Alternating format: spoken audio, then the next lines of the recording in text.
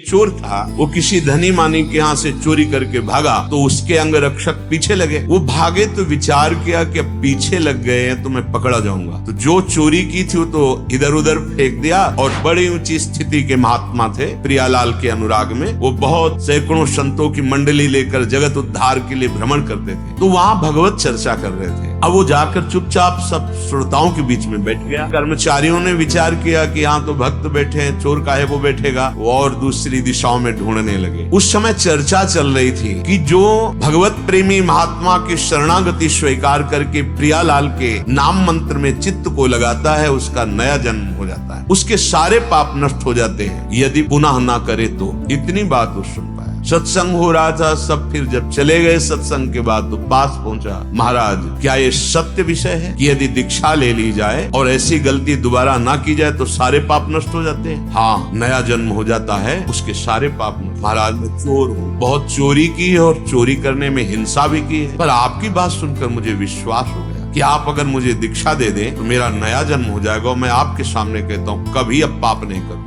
उनका तुम तो सबसे पहले अधिकारी हो, तुम चिंता मत करो, तुम्हारे लिए कोई विधान नहीं कि तुम ये लाओ वो लाओ, नहा के आओ।